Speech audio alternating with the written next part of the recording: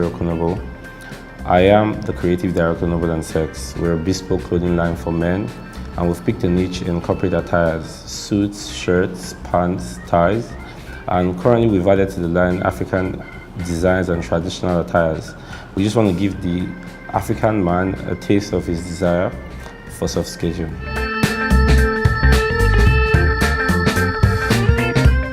They have. I would explain this from two sides. The first one is being able to dress someone like Jidena doesn't just happen on the streets. You're not just sitting somewhere in your atelier or your shop and you just get a call, come and dress Jidena. So I'll just walk you through the story of how we got to Jidena and why and how it has been able to grow the brand. We got the opportunity. Jidena came into Nigeria and for some reason he had some issues with his luggage. Despite the fact Jidena definitely will have all his clothes put together. So at the time, the people who brought him in were looking for the best of the best, and they had mentioned a couple of big names in the industry. But someone in there was like, oh, he knows a couple of guys who could probably do something. So we got in there. When we got there, there were about 4 tailors trying to take his measurements, everyone giving their own time frame and all of that. But we had always believed in fast fashion because, like I said, when it comes to branding and it comes to fashion, they will always tell you, you could choose one of the two out of these 3. You're talking about affordability of price, you're talking about quality, and talking about speed of delivery. And we've always been able to, we've always wanted to combine the 3 of them into one. So we took Jidena's measurements in the morning, went to bring the fabric. By around 3 o'clock, we rushed back. Between the time we took his measurements and the time of completion for a full suit, it was 6 hours we used to make it, but we divided it by the 8th hour because he had some meeting or something he was attending to, and he was wowed. By the time we brought it to him, he was surprised because a bunch of big names had come and told him you get it in 4 days, 5 days. Some even said they'll ship it to him. So it was more or less like these young boys from nowhere coming in and delivering, and he was shocked. I have a video of him even saying it's the fastest bespoke suit he's ever gotten in his life. Now, coming to how it's affected the brand, definitely when you dress an elite celeb like that, people tend to see that, oh, you guys actually mean business. So it's gone a long way. It's been able to push us to a particular level where we want to play. People have always reached out saying, oh, you were able to dress this guy, and I'm sure you'll be able to dress me. It's also had this downturn where people get to know we dress Jidena and feel like, oh, these guys are just too pricey. But that's not the case for people who eventually get to find out that we actually have affordable pieces with quality, and we also deliver timely.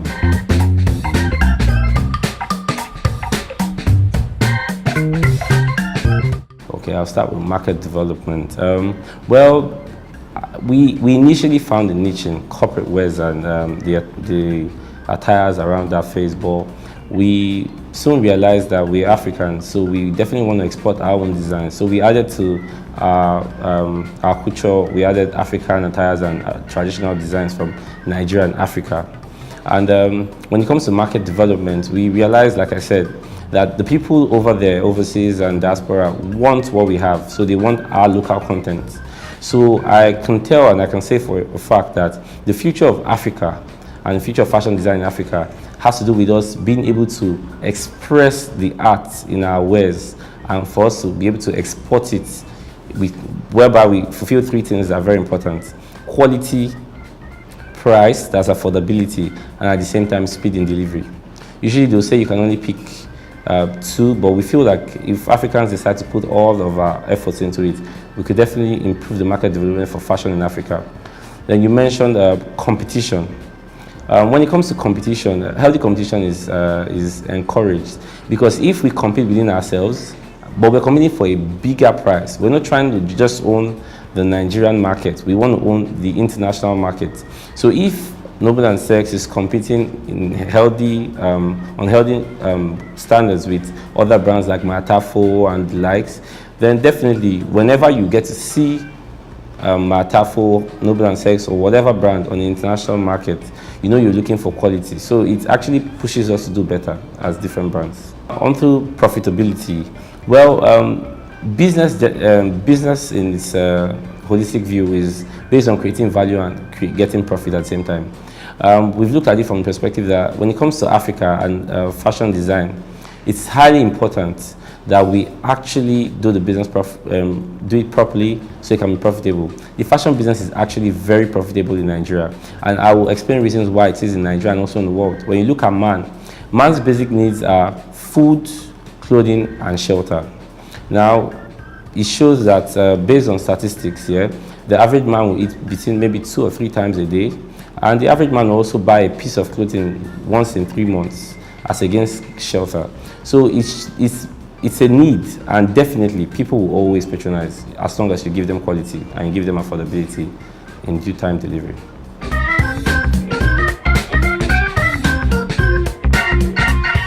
I'll say you could look at it from 2 ways. You could look at it from that perspective, or high-end clothing isn't just high-end for nothing. It's high-end because it combines quality alongside the price, and you're paying for quality and design. Now, we are in a phase where you don't necessarily have to, how do I put this? You don't necessarily have to need something. I'll give an example. People feel like they don't need high-end clothing, meaning you don't need quality, you don't need all of that we put in when it goes into high-end clothing. But we're in an industry where, at this point in time, we need to let you know that you need it. So I'll tell you this. You might be working in whatever sphere of life and you feel maybe high-end clothing will be a want. But I can prove to you it's a need. Because you have to look as good as what you sell. If you're working in the corporate industry, you definitely want to look good, because if you're trying to tell someone to bank with you, you're the person in the bank. You have to look like you're bankable. So high-end clothing is actually the future. So as far as I'm concerned, it's based on perspectives. So high-end clothing is actually a need if you look at it from the proper perspective.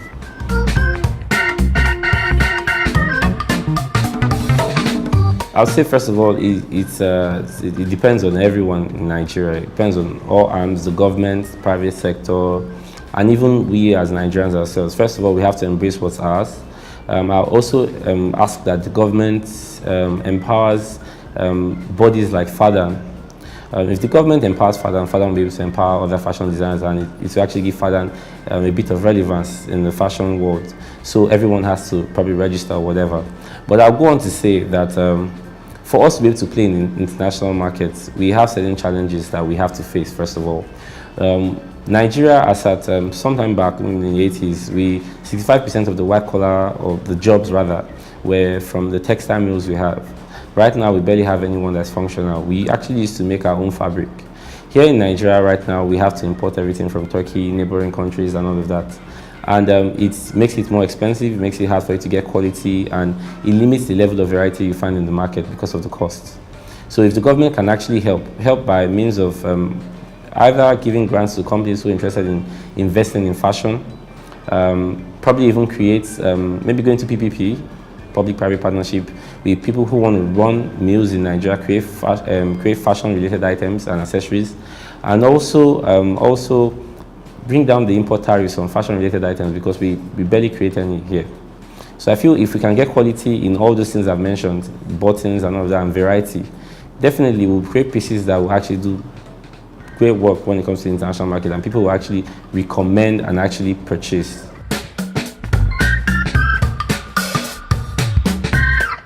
For African fashion brands to become competitive globally, certain things will have to be put in place. This goes beyond just the government this time.